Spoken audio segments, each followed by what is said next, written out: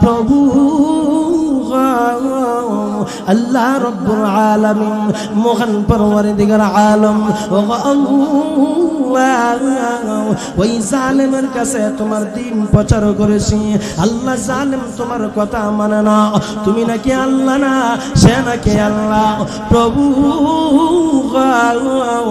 দুনিয়ার জমিন আল্লাহ আমারে তুমি পাঠাইলা আমি কার গোলামি করব আমি কার ইবাদত করব আল্লাহ বলেন মুসা নবী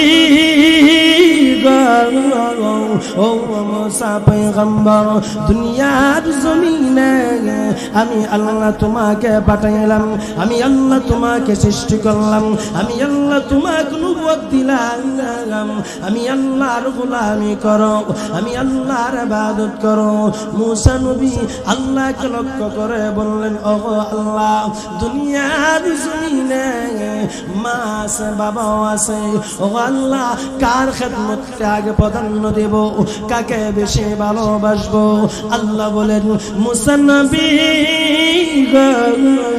ও মুসা কালিমুল্লাহ এক নম্বর ওয়া উম্মুকা তুমি তোমার মার খেদমত করো একবার চিল্লা বলা যাবে কি সুবহানাল্লাহ মুসলমান আমার মহান আল্লাহ মুসা নবীকে বলেন ও মুসা পয়গম্বর প্রথমবার আমি আল্লাহ বললাম হুয়া উম্মুকা তুমি তোমার মার সাথে সুন্দর আচরণ করো মার সাথে মিষ্টি মিষ্টি কথা বলো মুসা নবী দ্বিতীয়বার আল্লাহকে বললেন ওগো আল্লাহ ওগো রহমানুর রহিম দ্বিতীয়বার আল্লাহ কার সাথে সুন্দর আচরণ করব ভালো ব্যবহার করব আমার আল্লাহ বলেন মুসা নবী দ্বিতীয়বার আমি আল্লাহ বললাম হুয়া উম্মুকা তুমি তোমার মার সাথে সুন্দর আচরণ করো ভালো ব্যবহার করো তৃতীয়বার মুসা কালিমুল্লাহ আল্লাহকে লক্ষ্য করে বললেন ওগো আল্লাহ প্রথমবার আল্লাহ তোমার কাছে জানতে চাইলাম কার সাথে সুন্দর আচরণ করব আল্লাহ তুমি বললা হুয়া উম্মুকা দ্বিতীয়বার জানতে চাইলাম কার সাথে সুন্দর আচরণ করব দ্বিতীয়বার আল্লাহ তুমি বললা হুয়া উম্মুকা তৃতীয়বার আল্লাহ কার সাথে সুন্দর আচরণ করব আমার আল্লাহ বলেন তৃতীয়বার আমি আল্লাহ বললাম হুয়া উম্মুকা তৃতীয়বার তুমি তোমার মার সাথে সুন্দর আচরণ করো ভালো ব্যবহার করো মুসা পয়গম্বর আল্লাহকে লক্ষ্য করে বললেন ওগো আল্লাহ চতুর্থবার আল্লাহ কার সাথে সুন্দর আচরণ করব ভালো ব্যবহার করব আমার আল্লাহ বলেন মুসা নবী ও মুসা কালিমুল্লাহ চতুর্থবার হুয়া আবুকা তুমি তোমার বাবার সাথে সুন্দর আচরণ করো একবার জোরে বলা যাবে কি সুবহানাল্লাহ ও মুসলমান মুসা নবী আল্লাহকে লক্ষ্য করে বললেন ওগো আল্লাহ প্রথমবার আপনি মার কথা বললেন দ্বিতীয়বার যখন বললাম আপনি মার কথা বললেন তৃতীয়বার যখন বললাম আল্লাহ আপনি মার কথা বললেন চতুর্থবার বাবার কথা বললেন কেন কেন আমার আল্লাহ বলেন মুসা নবী তোমার মা যেই পরিমাণ কষ্ট করে একজন মহিলা বাচ্চা পেটে নিয়া যেই পরিমাণ কষ্ট করে আমার আপনার মা যেই পরিমাণ কষ্ট করছে এই পরিমাণ কষ্ট আমার আপনার বাবা করে নাই জোরে এখন ঠিক না মিটি দো জাহান মিসাল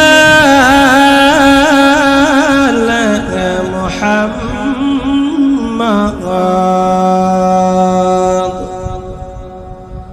জমাল খুদা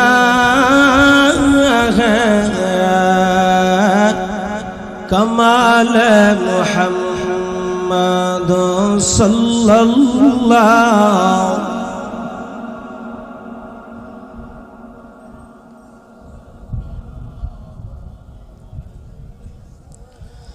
সাল্লাল্লাহু আলা মুহাম্মদ সাল্লাল্লাহু আহারা মদিনাবাসী তোমরা কত ভগবান তোমাদের মাঝে শুয়ে আছেন দু জাহানের মহাজান আল্লাহুম্মা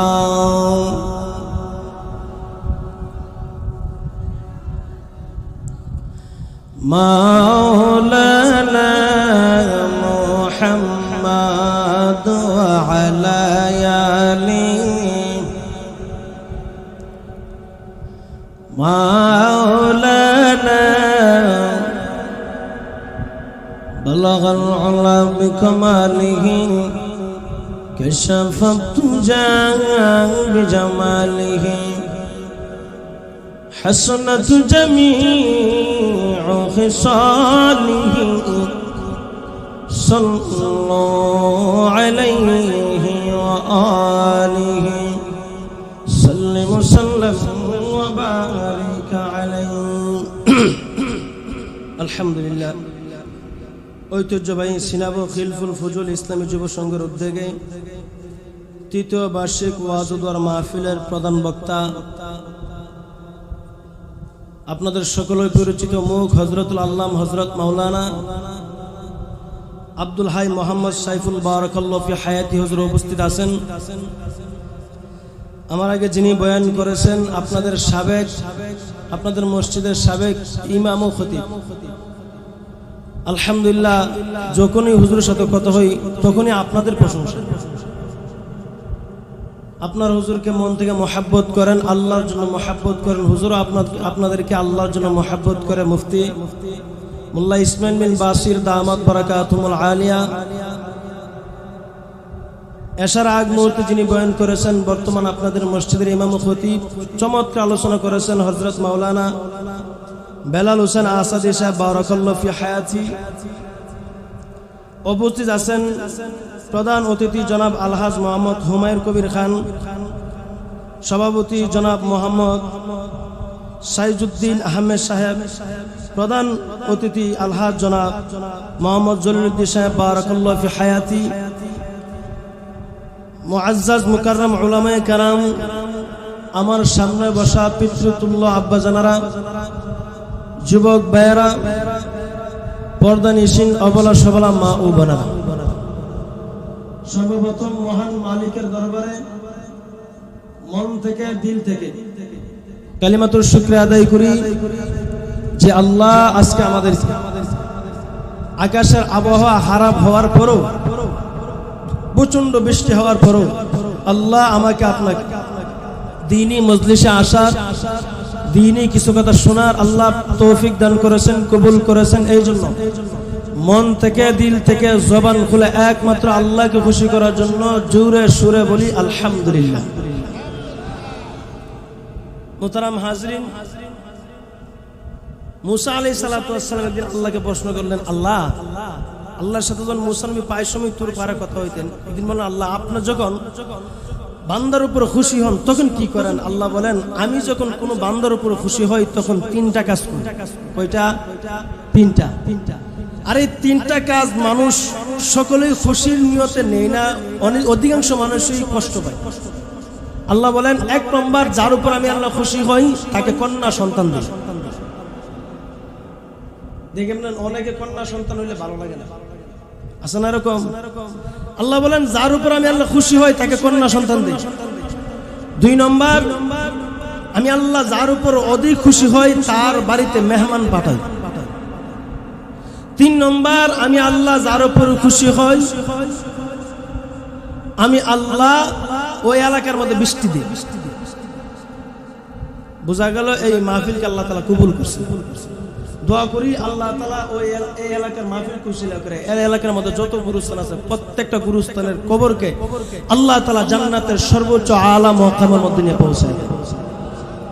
তো মুহতারাম হাজিরিন, আমি আপনি যে মাহফিলের মধ্যে বসলাম, আচ্ছা আপনারা বলুন তো, আপনাদের সিনাবো এই মানুষগুলো আছে না আরো আছে? অভাব নাই। সবাইকে আসতে পারছে না? তো আমার আপনার মরণ কখন হবে, কিভাবে হবে কেউ বলতে পারবো না। যে কোনো সময় আমার আপনার মরণ হতে পারে। আল্লাহ খুশি করার জন্য কবরের কথা স্মরণ করে মেহেরবানি করে আমলের নিয়তে যারা এখনো ঘুরতেছেন, মেহেরবানি করে মাহফিলে চলে আসুন। আচ্ছা আপনারা বলুন, আমি যে চেয়ারে বসে কথা বলতেছি এখান থেকে উঠার আমার ক্ষমতা আছে? একটু জোরে কোন। নাই। যেই কোনো মুহূর্তে যে কোনো অবস্থায় হঠাৎ আমার মরণের কতদিন বাকি আছে, আপনার মরণের কতদিন বাকি আছে কেউ বলতে পারেন? যিনি বলতে পারেন উনি কে? আমার মরণের কতদিন বাকি আমি জানিলাম না গো আল্লাহ, মরণের কতদিন বাকি। যেরকম ঠিক নেই। আমার মরণের কতদিন বাকি আমি জানিলাম না গো আল্লাহ, মরণের কতদিন বাকি। আমার মরণের কতদিন বাকি আমি জানিলাম না গো আল্লাহ, মরণের কতদিন বাকি। আজরাইল আসিয়া যখন হস্তে দিবা ধরি, আজরাইল আসিয়া যখন হস্তে দিবা ধরি, তখন আমার মনা বাই করবা লুকালুকি আমি জানিলাম না গো আল্লাহ, মরণের কতদিন বাকি। আমার মরণের কতদিন বাকি আমি জানিলাম না গো আল্লাহ, মরণের কতদিন বাকি। হায়াত হইল হাতে হাইরে, মওত হইল পায়ে, হায়াত হইল হাতে হাইরে, মওত হইল পায়ে। যে জায়গার যার মরণ লেখা সেই জায়গায় সে যাবে আমি জানিলাম না গো আল্লাহ, মরণের কতদিন বাকি।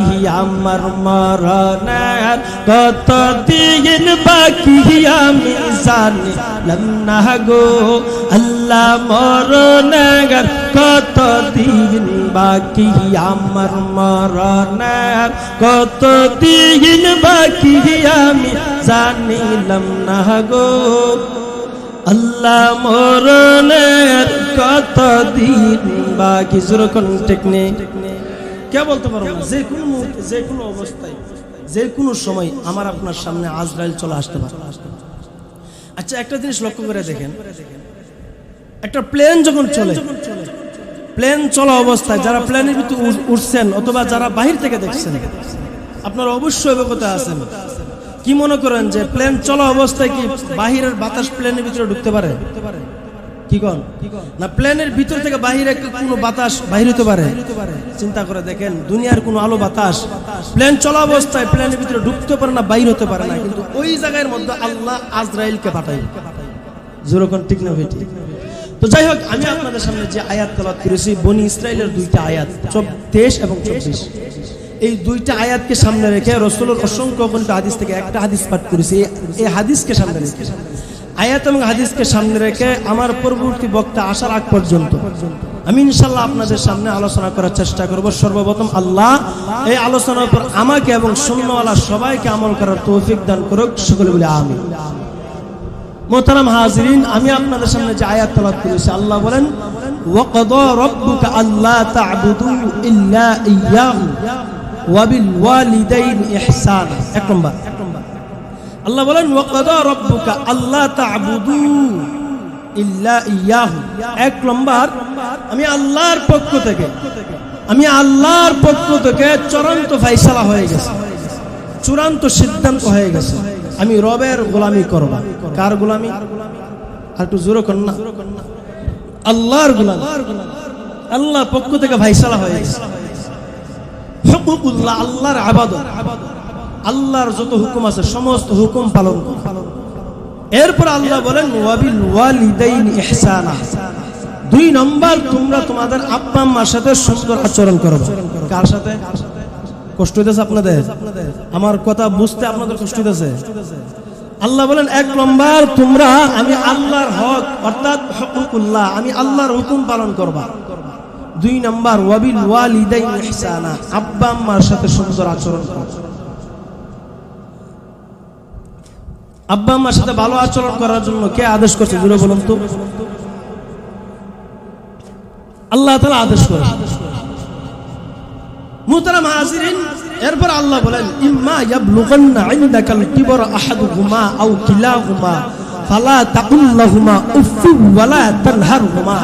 আল্লাহ সুবহানাহু ওয়া তাআলা বলেন শোনো, মনে করো দুনিয়ার জমিনে তোমাদের মা অথবা বাবা যে কোনো একজন আছে অথবা উভয়জন আছে, তাদের সাথে সুন্দর আচরণ করো, মিষ্টি মিষ্টি কথা বলো। তাদের আচরণে তাদের ব্যবহারে তোমার জবান দিয়া উফ শব্দ বাহির করিও না।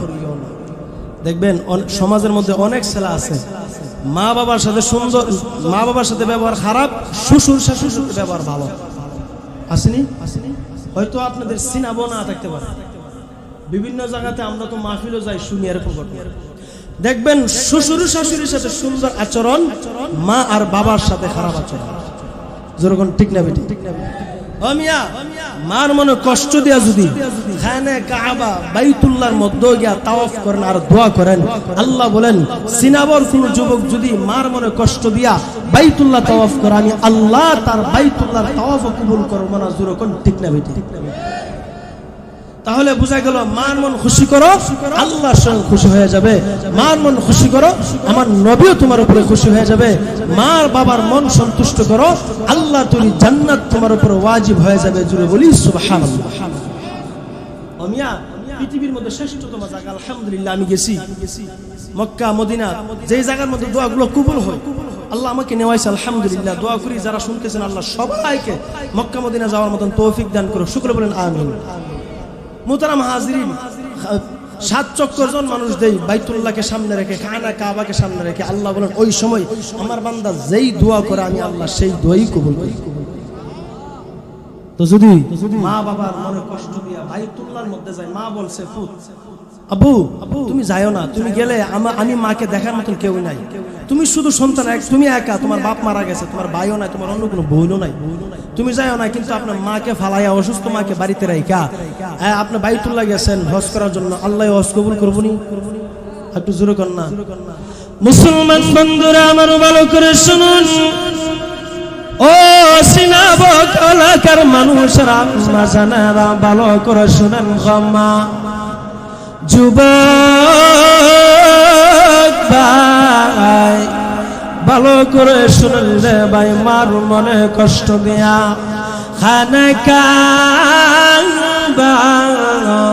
বাইতুল্লাহ যদি তাওয়াফ করেন আর বলেন রব্বানা যালামনা আনফুসানা ওয়া ইল্লাম তাগফির লানা ওয়া তারহামনা লানাকুনান্না মিনাল খাসিরিন।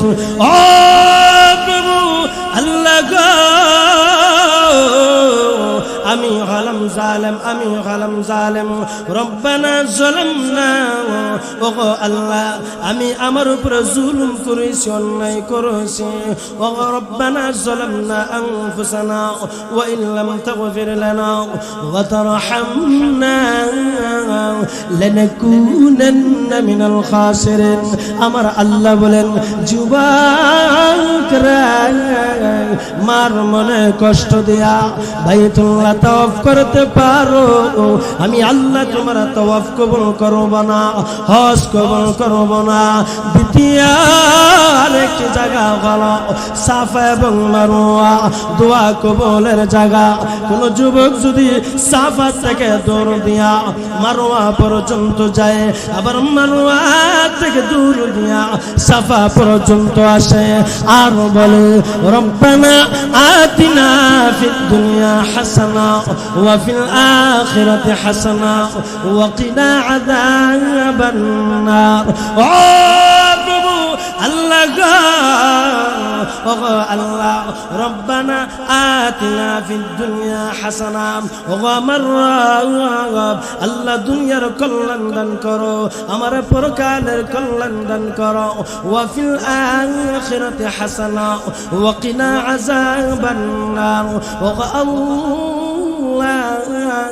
ইয়া আরহামার রাহিমিন ইয়া আকরামুল আকরামিন আল্লাহ পরকালের জাহান্নাম থেকে মুক্ত করো আমার আল্লাহ বলেন খানা কাবা দোয়া করেছো আমি আল্লাহ দোয়া কবুল করে নাই বান্দা সাফা মারওয়া গিয়া দোয়া কবুল করেছো তাও কবুল করে নাই আরেকটা দোয়া কবুলের জায়গা হলো বান্দা আরাফার ময়দান যে আরাফার ময়দানে বাবা আদম আর মা হাওয়া আমার আল্লাহ 350 বছর পরে আমার নবীর উপর দরুদ পড়ার কারণে বাবা আদম আর মা হাওয়াকে আমার আল্লাহ আদম আর মা হাওয়াকে তওবা কবুল করে আরাফার ময়দানে মিলাইয়া দিলেন দেখা করে দিলেন ওই আরাফার ময়দানে গিয়ে যদি বান্দা দোয়া করো ওগো আল্লাহ তুমি মাফ করিয়া দাও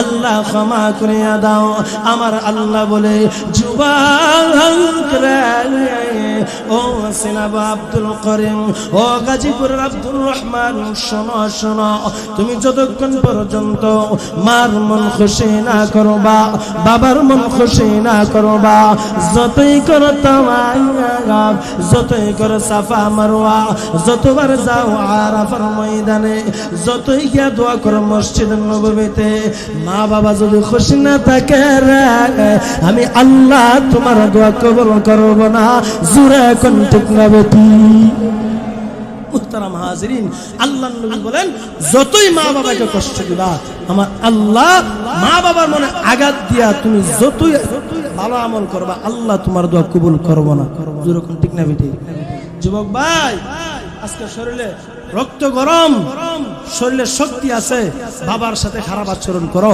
মার সাথে খারাপ আচরণ করে বাইরে বাবা মরে গেলে দেখবা দুনিয়ার আলো বন্ধ হয়ে গেছে যেরকম ঠিক না বেটি মিয়া আমার তেলাওয়াতকৃত আয়াতে আল্লাহ রাব্বুল আলামিন শেষ দিক দিয়ে আল্লাহ বলেছেন যদি তোমাদের মা বাবা কেউ না থাকে অথবা থাকে মা বাবার জন্য প্রতি মুহূর্তে প্রত্যেকটা সময় দোয়া করো রব্বিরহামহুমা কামা রাব্বায়ানি সগীরা সকলে আমার সাথে পড়েন না রব্বিরহামহুমা কামা রাব্বায়ানি সগীরা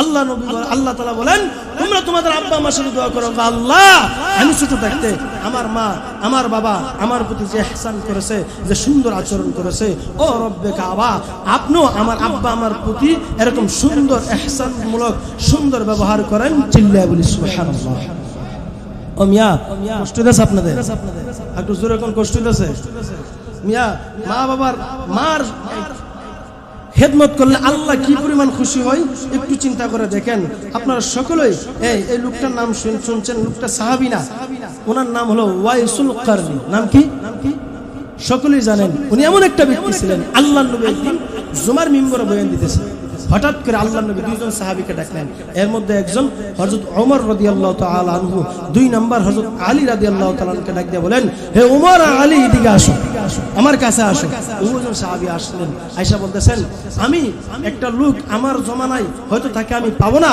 যদি তোমরা তোমাদের সাথে কোনোদিন তার সাক্ষাৎ হয় তার কাছ থেকে তোমরা দোয়া নিও জোরে কন্না সুবহানাল্লাহ পিছনে তারা সুবহানাল্লাহ সুবহানাল্লাহ বলা দ্বারা ফায়দা কি জানেন বুখারী শরীফের হাদিস আল্লাহ নবী বলেন কোন মানুষ যদি একবার হাঁটি দিলে সুবহানাল্লাহ বলে আল্লাহ তাআলা আসমান এবং জমিনের মধ্যে যত ফাঁকা জায়গা আছে নেক দ্বারা ভরপুর করে দেয় তো মুহতারাম হাজিরিন আল্লাহ নবী বলেন এই লোকটার বাড়ি হবে ইয়ামান করন নামক অঞ্চলে লোকটা থাকবে করন নামক অঞ্চলে ইয়ামান শহরে তার বাড়ি হ্যাঁ এবং ওই লোকটা মুরাদ গোত্র হবে মুরাদ গোত্র তার নাম হবে ওয়াইস আল কারনি এই লোকটাকে যদি তোমরা পাও আমার জমানায় হয়তো আমি তাকে পাবো না যদি তোমরা পাও তার কাছ থেকে দোয়া নিও চিন্তা করে দেখেন সাহাবী আল্লাহর নবীদের পরে সাহাবীদের সম্মান ওই সাহাবীদেরকে নবী বলতেছেন একজন সাধারণ মানুষ থেকে দোয়া নেওয়ার জন্য তাহলে চিন্তা করেন ওই মানুষটা কত বড় একজন খাস্তি লোক কত বড় মুস্তাজিবুদ দাওয়াত জুড়ে বলি সুবহানাল্লাহ মুসলমান বাবারা আমার ভালো করে শুনুন, ও যুবক ভাই ভালো করে শোনো, যুবক ভাই ভালো করে শোনো। মার খেদমত করলে আল্লাহ কেমন ভাবে কবুল করে, আল্লাহ কেমন ভাবে পছন্দ করে। ওয়াইসুল কারনী উনি কোন নবীও ছিলেন না, সাহাবীও না, সাধারণ একজন মানুষ, সাধারণ একজন মানুষ। আল্লাহর নবী দু জানের বাদশা, দু জানের সরদার আল্লাহর নবী হযরত ওমর আলীকে লক্ষ্য করে বলেন, ওমর ও আলী, যদি তোমরা কোনদিন ওয়াইসুল কারনীকে পাও তাহলে তার কাছ থেকে দোয়া নিও। ওই লোকটাকে আল্লাহ মুস্তাজিবুদ দাওয়া বানায় দিয়েছে, হেসে হাত তুললেই দোয়া কবুল হয়ে যায়। লক্ষ্য করে দেখেন ওয়াইসুল কারনী সাহাবীও নাই, নবীও নাই, মার খেদমত করার কারণে আমার আল্লাহ তাকে দামি বানায় দিয়েছে। একবার জোরে কন্যা সুবহানাল্লাহ। মুহতারাম হাজিরিন, ওয়াইসুল কারনী সাহাবীও নাই, নবীও নাই, মার খেদমত করার কারণে, মার সাথে সুন্দর আচরণ করার কারণে ওনাকে দামি বানায় দিয়েছেন কে? আর একটু জোরে কন্যা কে? আল্লাহর একবার মন খুলে ডাক দেন আল্লাহু আকবার। আরেকবার কোন আল্লাহু আকবার। আল্লাহ রে ডাক রে বান্দা, আল্লাহ রে ডাক, আল্লাহ রে ডাক রে বান্দি, আল্লাহ রে ডাক। ডাকার মতো ডাকতে পারলে, ডাকার মতো ডাকতে পারলে পাবি গো জান্নাত। আল্লাহ রে ডাক রে বান্দা, আল্লাহ রে ডাক, আল্লাহ রে ডাক রে বান্দি, আল্লাহ রে ডাক। যখন তোমার কেউ ছিল না তখন ছিলেন যিনি, এখন তোমার সব হয়েছেন পর হলেন তিনি, হেরা ভাই পর হলেন তিনি। যখন তোমার কেউ ছিল না তখন ছিলেন যিনি, এখন তোমার সব হয়েছেন পর হলেন তিনি, হেরা ভাই পর হলেন তিনি। আবার যখন তোমার কেউ রবে না, আবার যখন তোমার কেউ রবে না, রবেন আল্লাহ তাআলা। আল্লাহ রে ডাক রে বান্দা, আল্লাহ রে ডাক, আল্লাহ রে ডাক রে বান্দি, আল্লাহ রে ডাক। ডাকার মতো ডাকতে পারলে, ডাকার মতো ডাকতে পারলে পাবি গো জান্নাত। আল্লাহ রে ডাক রে বান্দা, আল্লাহ রে ডাক, আল্লাহ রে ডাক রে বান্দি, আল্লাহ রে ডাক। আরেকবার মন বলে ডাক দেন আল্লাহু আকবার।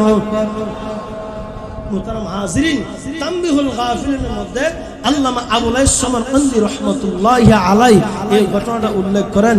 একদিন মুসা আলাইহিস সালাতু ওয়াস সালাম তুর পাহাড়ে গিয়া আল্লাহর সাথে কথা বলার সময় বলছিলেন, আল্লাহ দুনিয়াতে আপনি আমারে পাঠাইছেন, এমন একটা জালেম বাদশার জমানায় পাঠাইছেন।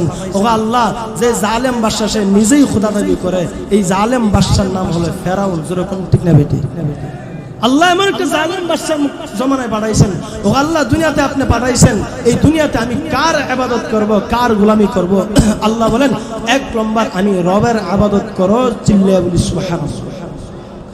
মুসলমান বাবারা আমার ভালো করে শুনুন, ও যুবক ভাই পর্দানি সিনেমা বোনেরা, যুবক বোনেরা ভালো করে শোনো। মার মন খুশি করেছে বাংলা আমার আল্লাহ কেমন ভাবে খুশি হয়। ও বোন, তুমি মার সাথে সুন্দর আচরণ করো, শাশুড়ির সাথে সুন্দর আচরণ, এই ঘরটা হয়ে যাবে জান্নাতের টুকরা। জোরে কোন ঠিক নেবে ঠিক?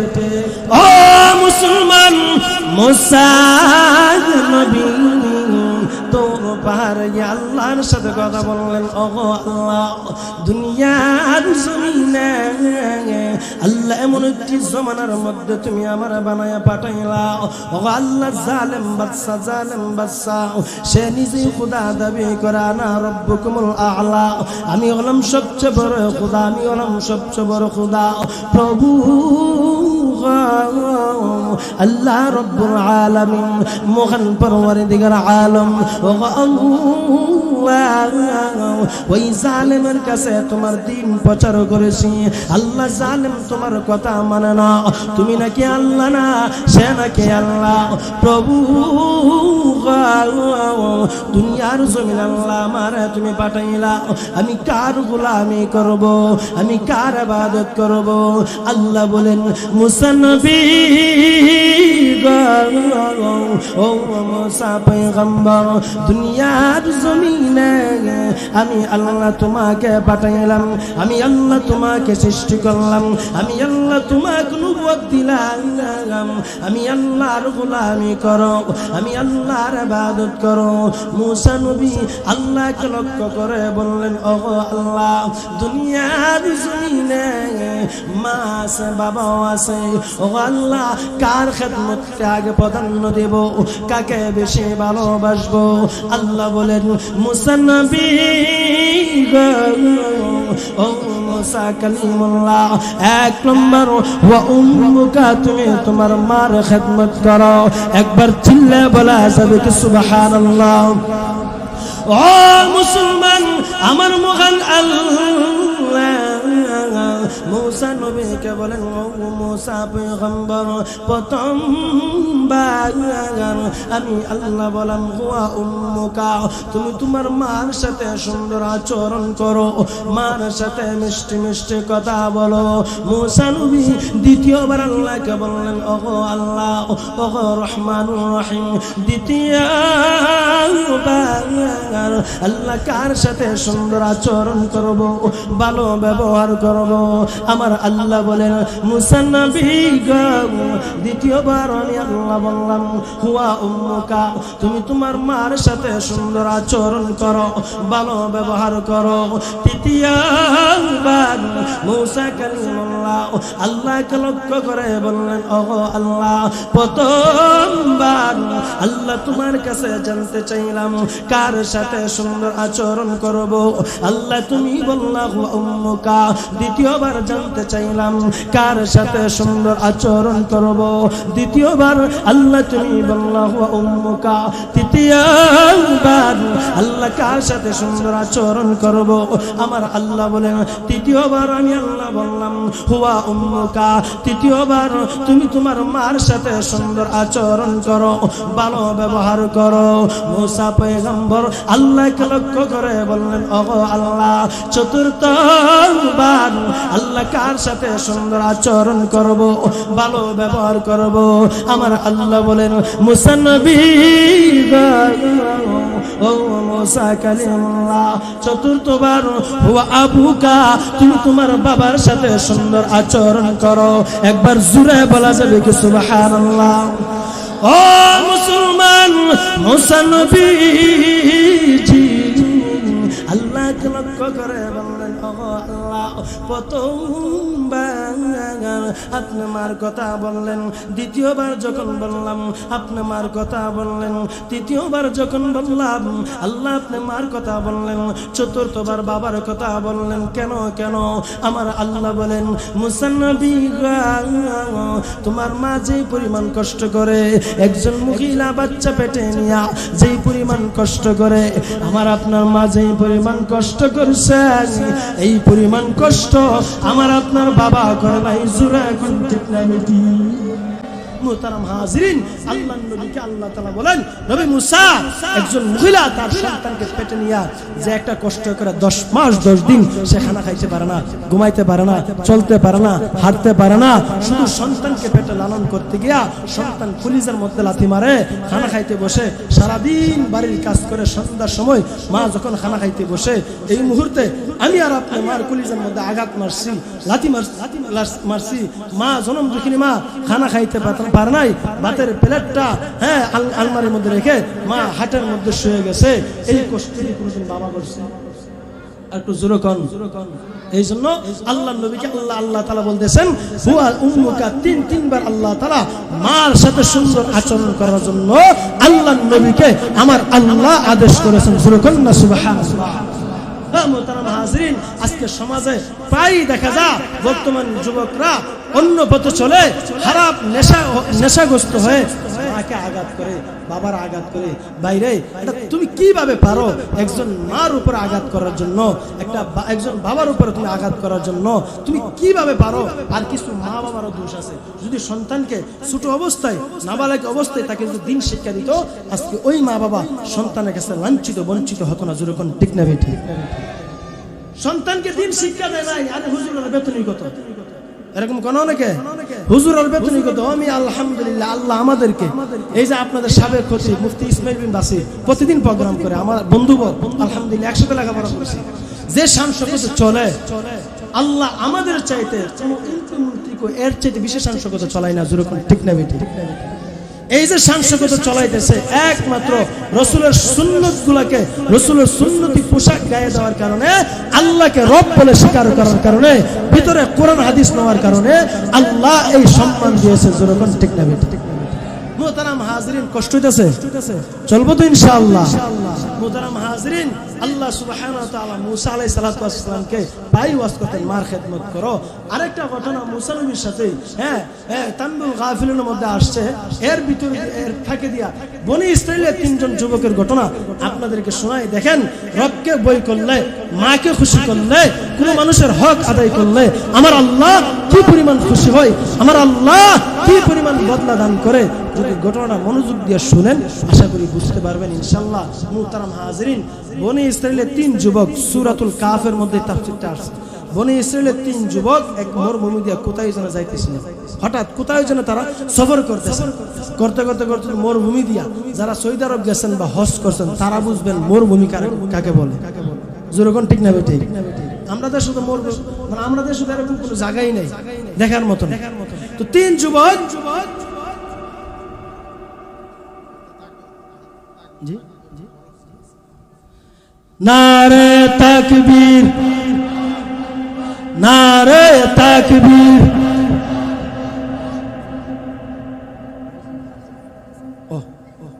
প্রধান বক্তার আগমন, প্রধান বক্তার আগমন, আব্দুল হাই মোহাম্মদ সাইফুল শাহ হুজুরের আগমন। আহলান সাহলান মাহফিল কমিটির পক্ষ থেকে, মাহফিল কমিটির পক্ষ থেকে আলহামদুলিল্লাহ আপনাদের প্রধান মেহমান উপস্থিত হয়ে গেছেন। আশা করি ইনশাআল্লাহ অল্প কিছুক্ষণের মধ্যেই চলে আসবে। আপনারা মেহরবানি করে যারা এদিক সেদিক ঘোরাফেরা করতেছেন, মেহরবানি করে সুন্দর করে বসার চেষ্টা করেন। হুজুর যেন আপনাদেরকে এলোমেলো না দেখে, সকলে মনোযোগ দিয়ে বসার চেষ্টা করেন। আল্লাহ আমাদের সকলকে মাহফিলের শেষ পর্যন্ত থাকার তৌফিক দান করে, সকলে বলেন আমিন। মুহতারাম হাজরিন, 3 যুবকের ঘটনা বলতেছিলাম। 3 যুবক কোথায় যেন সফর করতেছেন, রাস্তা দিয়ে হাঁটতে মরুভূমি দিয়ে যাইতেছেন। হঠাৎ করে আল্লাহর কি ফায়সালা, আল্লাহর কি ফায়সালা, এমন ঝড় বৃষ্টি শুরু হয়েছে। ঝড় বৃষ্টির মধ্যে তারা কোথায় যাবে, কি করবে, তাকে দেখে হঠাৎ করে একটি গুহা গর্ত। 3 যুবক এই গুহা গর্তের মধ্যে আশ্রয় নিলেন, গুহার মধ্যে ঢুকলেন। তাফসীর কিতাবে দেখেন, 3 যুবক গুহার মধ্যে ঢোকার পরে আল্লাহর কি ফায়সালা, কোথায় থেকে যেন বিরাট এক পাথর এসে গুহার মুখ বন্ধ করে দিয়েছেন। যুবকগুলা বলে, হ্যাঁ, যুবক তাফসীর কিতাবের মধ্যে আসছেন, মুফাসসিরগণ বলেন এমনগুলা পাথরটা এমন ভাবে গুহার মুখ বন্ধ করেছেন, গুহার ভিতর থেকে বাহিরে কোনো অক্সিজেন আসে না, আবার বাহিরে থেকে ভিতরে কোনো অক্সিজেন যায় না। জোরে করুন না আল্লাহু আকবার কাবীর।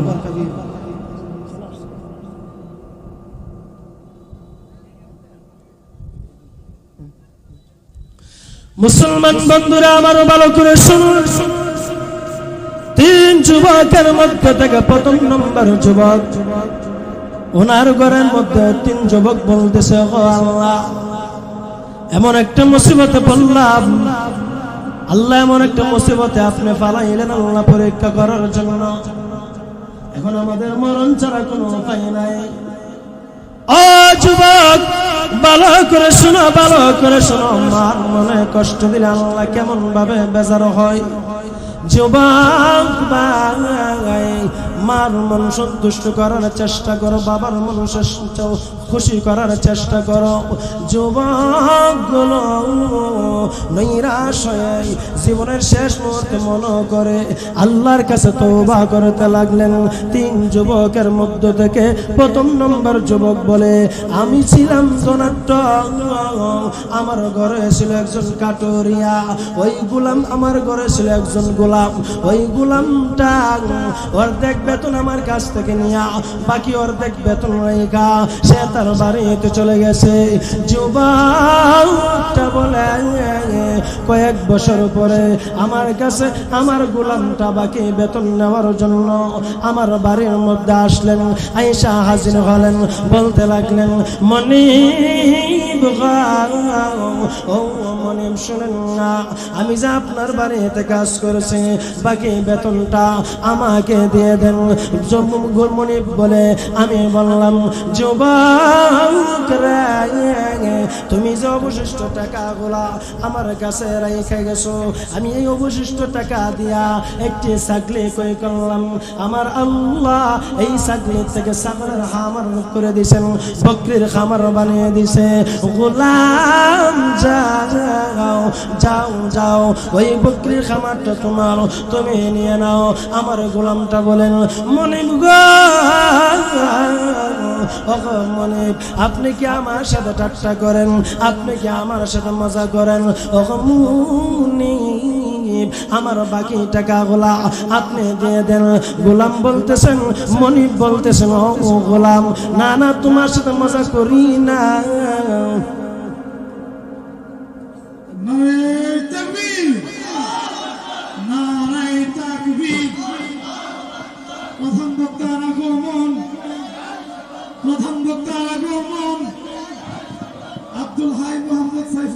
তিন নম্বর যুবক বলতেছেন, আমি ছিলাম কাটুরিয়া, আমার ঘরে একটা বৃদ্ধা মা ছিল, আমি এই আমার মার সেবা করতাম। জোরে করেন না সুবহানাল্লাহ।